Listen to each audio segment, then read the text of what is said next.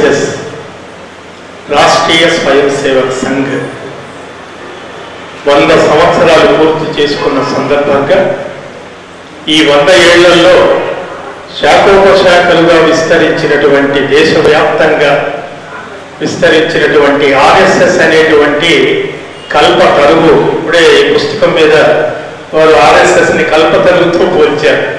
కల్పతరువు లాంటి ఆర్ఎస్ఎస్ శాఖోపశాఖలుగా విస్తరించింది. అందులో ఒక శాఖ ఇవాళ సమాచార భారతి అని ఇందాకే పెద్దలు చెప్పారు.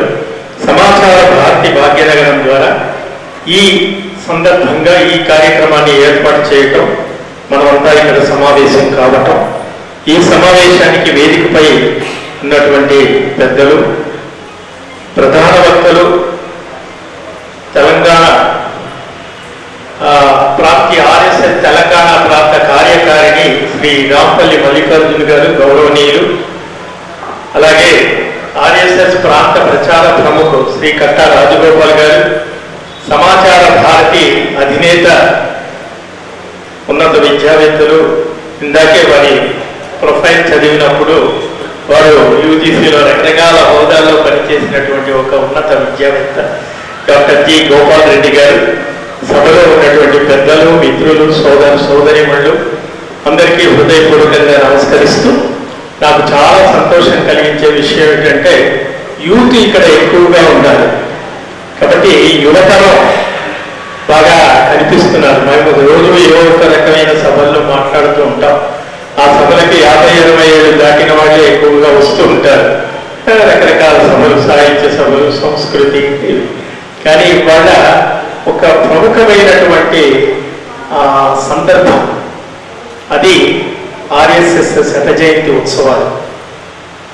అదేవిధంగా ఇందాక మనం సభకి ప్రారంభంలో వందే మాతర గీతం పాడుకున్నాం. వందే మాతర గీతం కూడా 150 ఏళ్ళు పూర్తి చేసుకున్నటువంటి ఒక శుభతరుణం. కాబట్టి ఇవన్నీ ఇందాక వారు చెప్పారు. మహనీయులు వాజ్పేయి గారు, మదన్ మోహన్ మాలవ్య గారు వారి జన్మదినం. అంటే ఇవన్నీ కూడా ఈ మహనీయులందరూ కూడా ఈ దేశ పటిష్టత కోసం, ఈ దేశ భద్రత కోసం, ఈ దేశ సమైక్యత సమగ్రత కోసం జీవితాలను అర్పించినటువంటి గొప్ప మహనీయులు. వారి నుంచి స్ఫూర్తిని పొంది ఈ తరం తయారు కావాలి. కాబట్టి ఇక్కడ ఈ తరం అంతా ఉంది అంటే ఈ దేశానికి వచ్చినటువంటి ప్రమాదం ముప్పు ఏమీ లేదు, ఈ దేశం సురక్షితంగా ఉంటుందనే ఒక హామీ, నమ్మకం కలుగుతుంది మనకి. ఆర్ఎస్ఎస్ మీ అందరికీ తెలుసు. మీరంతా కూడా చాలా ఏళ్ళుగా ఈ ఆర్ఎస్ఎస్ లో మీ సేవలు అందిస్తూ ప్రచార కార్యక్రమాలు నిర్వహిస్తున్నవారు. నేను ఏదో కొద్దిగా అవుట్ సైడర్ గా కొంత విన్నాను, చూశానే తప్ప పెద్దగా లోతుల్లోకి తెలియదు. అయినా తెలిసినంత వరకు కొంత సమాచారం మనకు సరిగ్గా 1925లో సెప్టెంబర్ 27వ తేదీ అనుకుంటారు. ఆ రోజు ఒక మహనీయుని మనసులో సంకల్పం, ఈ దేశంలో ఉన్నటువంటి హిందూ సమాజం అంతా కూడా ఏకతాటిపై తీసుకురావాలి, ఏకీకృతం చేయాలి, వాళ్ళని సమైక్యత పరచాలి అనేటువంటి ఒక గొప్ప ఆలోచనతో హిందూ సమాజాన్ని పటిష్టపరచాలి అనే ఒక ఉద్దేశంతో ఆ పునాదుల మీద ఈ దేశాన్ని నిర్మించి పునర్వైభవాన్ని తీసుకురావాలనే ఒక సదాలోచనతో ఆ మహనీయుని మనసులో మొలకెత్తినటువంటి ఈ ఆర్ఎస్ఎస్.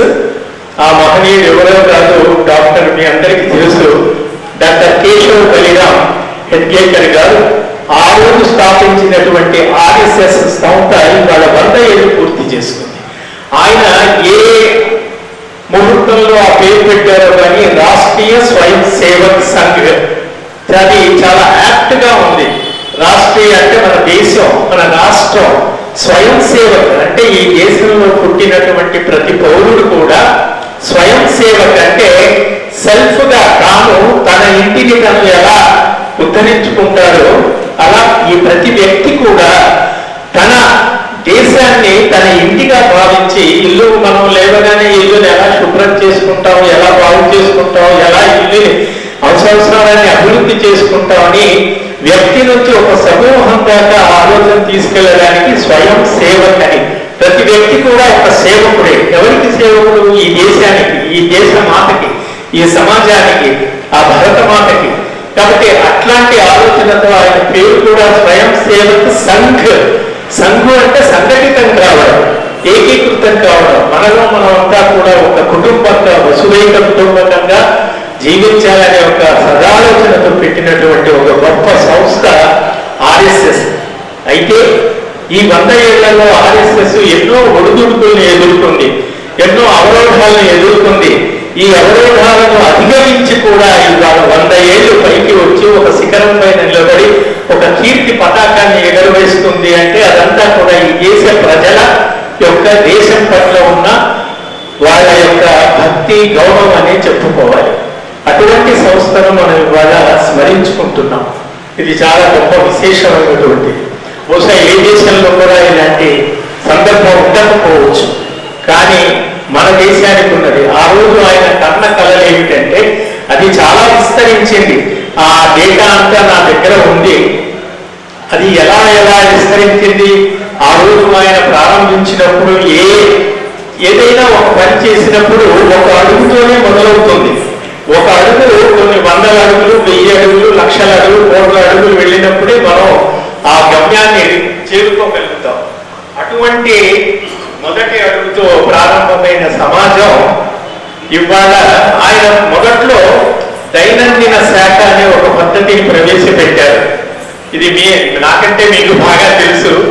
దైనందిన శాఖ ప్రవేశపెట్టి దీని ద్వారా స్వయం సేవకులను సమాజంలో వివిధ రంగాలలో వారి చేత ప్రభావితం చేయడం అనేది ఒక లక్ష్యంగా పెట్టుకొని ఆయన నడిపారు. ఇది ఒక యాత్రలాగా కొనసాగింది దేశవ్యాప్తంగా. తర్వాత ఈనాడు దేశంలోని పట్టణాలు, మారుమూల పల్లెటూళ్ళలో అది విస్తరించి అన్ని రంగాలను ఇవాళ ఆర్ఎస్ఎస్ అత్యంతంగా ప్రభావితం చేస్తోంది. ఏ శాఖకు, ఏ ప్రాంతానికి, ఏ వీధికి, ఏ జిల్లాకు, ఏ తాలూకాకు అంతటా కూడా ఇలా విస్తరించి ఈనాడు దేశంలో 51,740 స్థలాలలో 83,129 దైనిక శాఖలు ఉన్నాయట. 100 ఏళ్ల క్రితం ఆయన దైనిక శాఖ అనే ఒక పద్ధతిని ప్రవేశపెడితే అది ఇవాళ ఎంత విస్తరించింది, ఎన్ని ప్లేసెస్ ప్రదేశాలలో ఉంది అనేది ఇక్కడ డేటా ఉంది. 83,129 దైనిక శాఖలు పనిచేస్తున్నాయి, దాదాపు 1,00,000 దాకా. అలాగే దైనిక శాఖతో పాటు తర్వాత ఆయన సాప్తాహిక మిలన్ అనేటువంటిది ఒకటి ఆలోచన చేసి దాన్ని ప్రవేశపెట్టారు. అంచెలంచెలుగా ఎదుగుతూ ఇవాళ 100 ఏళ్లకు వచ్చిందంటే సామాన్యమైన విషయం కాదు. ఆ సాప్తాహిక మిలన్ కూడా ఇవాళ 21,936 ప్రదేశాలలో 22,866 సాప్తాహిక మిలన్లు కొనసాగుతున్నాయి దేశవ్యాప్తంగా. అలా ఇటువంటి ఒక సమగ్రమైనటువంటి సంఘ పరివారు ఇవాళ ఆరోగ్యం. సమాజం అంటే ఏంటి? మానవ సమూహం, మనుషుల సమూహం. ఈ మనుషులకు కావాల్సింది ఏమిటి? విద్య, ఆరోగ్యం, సంస్కారం, స్వావలంబన వంటి అంశాలపైన ఈ ఆర్ఎస్ఎస్ ఎక్కువగా తన లక్ష్యాన్ని కేంద్రీకృతం చేసి గ్రామీణ పట్టణ ప్రాంతాల్లో 1,29,000 కార్యక్రమాలని, ప్రాజెక్టులను నిర్వహిస్తోంది. ఈ శతాబ్ది సంవత్సరంలో ఒక కొత్త ప్రణాళికను వేసుకున్నారు. పెద్దలు చెప్తారు, నాకు తెలిసిన 2 మాటలు ముందుంచుతున్నాను. పంచ పరివర్తన అనేటువంటి ఒక కొత్త ప్రాజెక్టుని టేకప్ చేసి దీన్ని ఈ శతాబ్ది సంవత్సరాల సందర్భంగా ఇంకా దీన్ని ముమ్మరం చేయాలి, ఇంకా దీన్ని బలోపేతం చేయాలి. ఇంకా ఆర్ఎస్ఎస్ రానున్న కాలంలో ఒక శక్తివంతమైనటువంటి సంస్థగా ఎదిగి ఈ దేశానికి ఒక కంచుకోటలాగా ఉండాలి. ఈ దేశ అఖండ భారతదేశం ఎటువంటి దాడులకు కానీ, ఎటువంటి అనైక్యతకు కానీ దారి తీయకుండా కృషి చేయాలి అనేది ఈ పంచపరివర్తన లక్ష్యం. అందులో వాళ్ళు పంచపరివర్తన అంటే 5 రకాల కార్యక్రమాలను రూపొందించుకున్నారు. ఒకటి సామాజిక సమరసత, 2 పర్యావరణ పరిరక్షణ. ఇందాకే ఒక సమాచారం గురించి చెప్తూ ఇవాళ మీడియా ఎలా పొల్యూట్ అయిపోతుంది. మనం ఒకవైపు గొప్ప మన సంస్కృతి, మన భారతదేశం ఆశధర్మబద్ధమైనటువంటి భారతదేశం, సనాతన సంప్రదాయాన్ని పాటించేటువంటి పవిత్రమైన భారతదేశం, కర్మభూమి, దివ్యభూమి, దేవతలు తిరుగాడిన భూమిగా చెప్పుకున్నటువంటి ఈ దేశం రకరకాల కారణాల్లో, రకరకాల ఈ ప్రస్థానంలో అనేక ఒడిదుడుకులను ఎదుర్కొంది. వారన్నట్టుగా సమాచార ఇవాళ ఎంత అనైతికంగా వెళ్ళిపోతుంది. మనం రోజు మీడియాలో చూస్తున్నాం, సోషల్ మీడియాలో, టీవీలో, పేపర్లో చూస్తున్నాం. రకరకాల అన్వాంటెడ్ థింగ్స్ ఎక్కువగా ఉంటున్నాయి. దేశానికి ముఖ్యంగా యువతను మంచిదారిలో పెట్టేటువంటి పరిస్థితులు చేయి జారిపోతున్నాయి. వాటిని మళ్ళీ పట్టుకుని తీసుకువచ్చి ఒక సక్రమమైన మార్గంలో నడపడానికే వాళ్ళ ఆర్ఎస్ఎస్ పనిచేస్తోంది. ఇది చాలా గర్వించదగినటువంటి విషయం. అలాగే పర్యావరణ పరిరక్షణ, ఈ పంచ పరివర్తన అనేటువంటి 5 అంశాలతో కూడినటువంటి ప్రణాళికలలో మనకు సామాజిక సమరసత అది చాలా ముఖ్యం. అందరూ ఐకమత్యంతో ఉంటేనే 5 వేలు కలిస్తేనే ఒక పిడికిలి అవుతుంది. 5 వేలు విడివిడిగా ఉంటే ఏమీ అవ్వదు. ఒక 5 వేలు కలిసి పిడికిలి ఉన్నప్పుడే, ఆ పిడికిలి ఎత్తినప్పుడే ఎదుటి వాళ్ళని ఎదుర్కొని సాహసించి ప్రశ్నించేటువంటి ఒక శక్తి మనలో వస్తుంది. కాబట్టి ఐక్యత అనేది ముఖ్యం. అందుకని ఇక్కడ సామాజిక సమరసత అన్నారు. అలాగే పర్యావరణ పరిరక్షణ. ఇవాళ పర్యావరణం ఏమైపోతుంది, ఇంకా కొన్నాళ్ళైతే ఈ భూమి ఏమైపోతుంది, ఓజోన్ పొర, నీళ్లు మరి నీళ్ళన్నీ కూడా తగ్గి రానున్న కాలంలో మరి నీళ్లు పెడుతున్నటువంటి ఒక దుర్భరమైన పరిస్థితి వస్తుందని కూడా ఒక పక్క అనుకుంటున్నాం. దాన్ని రక్షించాలి. తర్వాత కుటుంబ ప్రబోధన. ఇవాళ కుటుంబం ఎలా ఉన్నాయో మనకు తెలుసు. కుటుంబాలు విచ్ఛిన్నమైపోతున్నాయి. ఒకప్పుడు భారతదేశం జాయింట్ ఫ్యామిలీస్ అంటే సమిష్టి కుటుంబాల వ్యవస్థ ఉండేది. ఇవాళ ఎవరికి వాళ్ళు చల్లాచెదురైపోతున్నారు. ఇవాళ బంధాలు ఏమిటో తెలియదు. రకరకాల చదువుల నేపథ్యం, ఉద్యోగాలు, ఎవరికి ఏమవుతారో పిల్లలకి, ఇతరం పిల్లలకి బాబాయ్ అంటే తెలియదు, చిన్నాయన అంటే తెలియదు, తాత అంటే తెలియదు, ఇట్లాంటివి తెలియదు, అంకుల్ అంటే తప్ప మరొకటి తెలియదు. అటువంటి సంస్కృతికి దూరం అయిపోతున్నాం. అది ఒకటి కాపాడుకోవాలి కుటుంబ ప్రబోధన ద్వారా. అలాగే స్వ ఆధారిత జీవనం. ఎవరికి వాళ్ళు వాళ్ళ ఓన్ స్టాండ్ మీద నిలబడాలి, కానీ పరాణ ముక్కుల్లాగా ఇతరుల మీద ఆధారపడి బతకడం అనేది చేయకూడదు. ఇటువంటి తర్వాత చివరిగా పౌర విధుల అవగాహన. ఈ 5 కార్యక్రమాలు అమల్లోకి వచ్చాయంటే చేస్తున్నారా? పౌర విధుల అవగాహన ఇది చాలా ముఖ్యం. సివిక్ సెన్స్ అంటాం మనం. ఇప్పుడు కారు నడిపేటప్పుడు, వెహికల్ నడిపేటప్పుడు, స్కూటర్ నడిపేటప్పుడు రోడ్లు ఎట్లా ఉంటాయో, రోడ్ల మీద మనం ఎలా ఎన్ని యాక్సిడెంట్ చూస్తున్నాం, ఇదంతా ఎందుకంటే సివిక్ సెన్స్ లేకపోవడం. ఇతర దేశాల్లో చూడండి, ఒక కారు ఆ లైన్ బార్డర్ దాటి వెళ్తే వెంటనే మన ఇంటికి ఒక నోటీస్ వస్తుంది, ఒక చలాన్ వస్తుంది. ఈ దేశంలో అటువంటి ఒక క్రమశిక్షణ పెంపొందాలి. అది ఇలాంటి ఒక అద్భుతమైనటువంటి కార్యక్రమాలు చేస్తూ ఆ రోజు ఆ మహనీయుడు కేశవ్ బలిరామ్ హెడ్గేకర్ గారి కళలో ఏమిటంటే శీల నిర్మాణం ముఖ్యం. శీల నిర్మాణం అంటే క్యారెక్టర్, వ్యక్తిత్వం.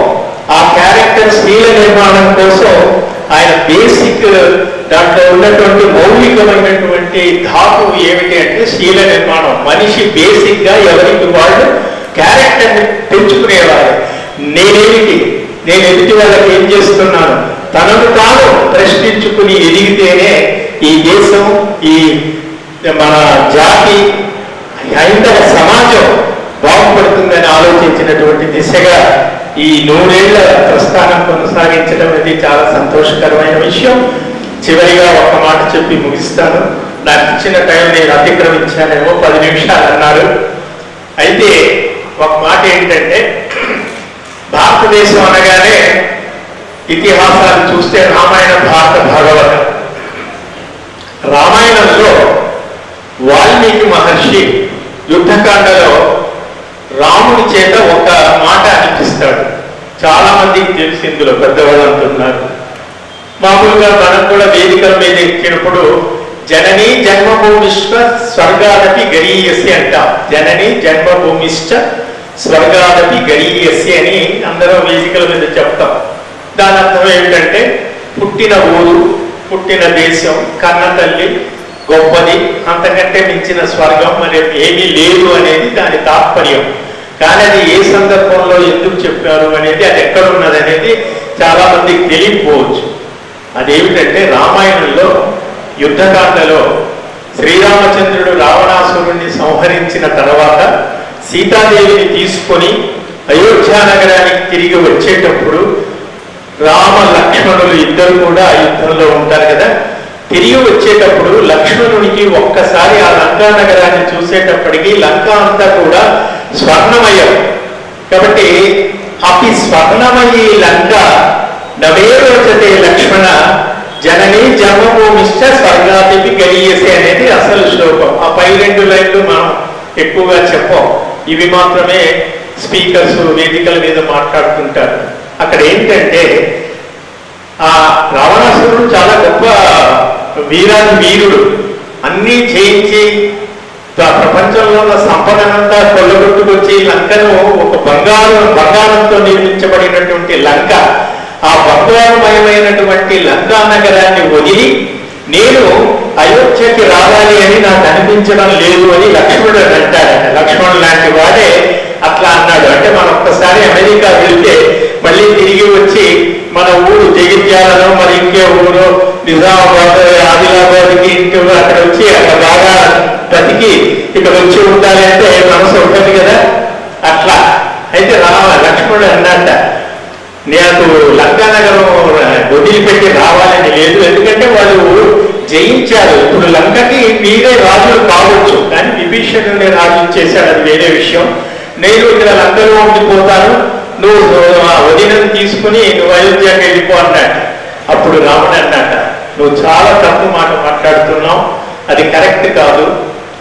అవి స్వర్ణమయ్యే లంక, ఈ లంక ఎంత సుందరమైనది కావచ్చు, సౌందర్యమైనది కావచ్చు, బంగారంతో నిర్మించబడింది కావచ్చు, కానీ స్వర్ణమయ్యే లంక నవే రోచతే లక్ష్మణ, నీకు ఇది చాలా గొప్పగా కనిపించవచ్చు లక్ష్మణ. 2 పాదాలు, చివరి 2 పాదాలు జననీ జన్మభూమిష్ట, మన కన్న తల్లి ఎంత పేదదైనా, ఎంత పూడి గుడిసెలో ఉన్నా, ఎంత చిరిగిపోయిన బట్టలు కట్టుకున్నా, పేరు పెంచుకొని మనకి జన్మనిచ్చిన తల్లిని మర్చిపోవడం అనేది అంతకంటే దుర్మార్గం మరొకటి లేదు, వాడు మనిషే కాదు అనేటువంటి మందలింపు వాల్మీకి రాముడి చేత అనిపిస్తారు. అది మనందరికీ సమాజానికి వర్తించేటువంటి విషయం. కాబట్టి జననీ జన్మభూమిష్ట స్వర్గాదపి గరీయసి, గరి అంటే స్వర్గం కంటే గొప్పది కాదు. కాబట్టి ఎంత స్వర్గం కంటే, ఎంత స్వర్గం ఉన్నా, ఎంత సుఖాలున్నా కూడా మన కన్న తల్లి ఎంత పేదదైనా, మనం పుట్టిన ఊరు ఎంత చిన్నదైనా, ఎంత మారుమూల పల్లెటూరైనా దానికి మించిన స్వర్గం లేదు అని అక్కడ చెప్పాడు. అటువంటి ఒక ఉత్తమ సంస్కారాన్ని నేర్పించేటువంటి సాహిత్యం, ఉత్తమ సంస్కారాన్ని నేర్పించే సంస్కృతి కలిగిన దేశం మన భారతదేశం. అటువంటి దేశాన్ని ముందుకు తీసుకువెళ్ళే ఆలోచనతో ఆ మహనీయులు చేసినటువంటి త్యాగాలను, వాళ్ళ స్ఫూర్తిని గుర్తుపెట్టుకొని ఈ తరం ఆ స్ఫూర్తిని పొంది ఈ దేశాన్ని ముందుకు తీసుకువెళ్ళాలనే సందేశమే ఈ ఆర్ఎస్ఎస్ అని మనవి చేసుకుంటూ, నన్ను పిలిచి ఈ 2 మాటలు చెప్పే అవకాశం ఇచ్చిన సోదరులకు, పెద్దలకు అందరికీ కూడా హృదయపూర్వకంగా ధన్యవాదాలు. Thank you.